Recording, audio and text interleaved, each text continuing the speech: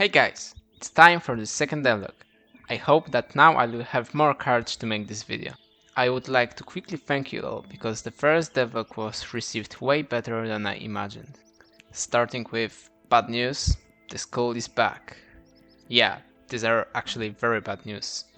That means I will have less time for making the game, but I will definitely keep working on it.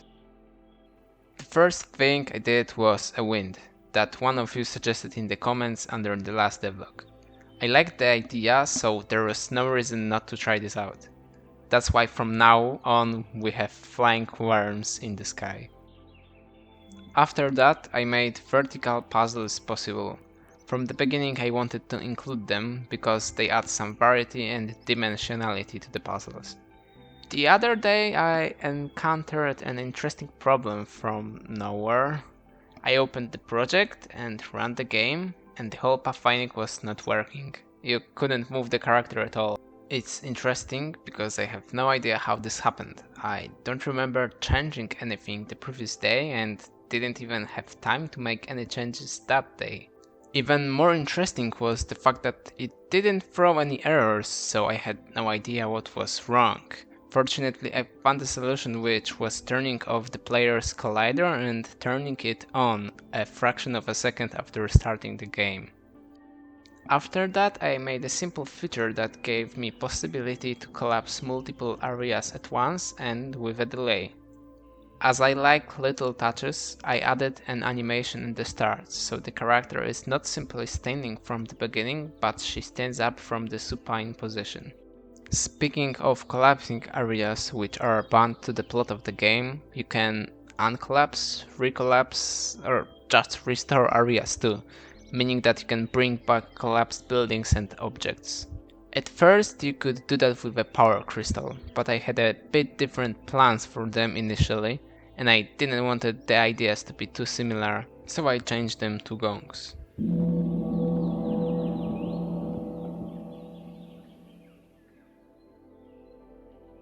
I want to build a prototype version, so all of you could try the game by yourself at the state as it is now, but more about that in a while. Because of the prototype I needed to make a couple things, mostly fix that one bug. But first I took care of an easier thing, which was to add, in fact, quickly made tutorial texts.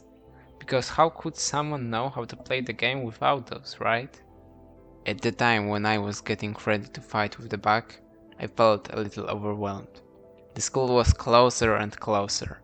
That's why I didn't make anything new in the game for a couple days, but at least one day I started making this devlog. Eventually, on the first day of school, I started feeling better, and in the evening I fixed the bug. Nice!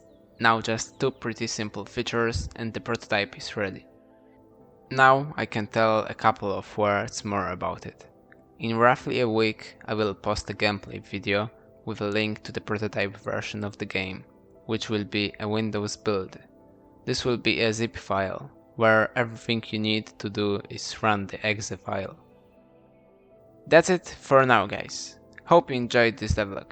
If you want to see more, don't forget to subscribe. I also highly encourage you to follow me on Twitter or Facebook, where I post almost every time I make some progress at the game. Links in the description.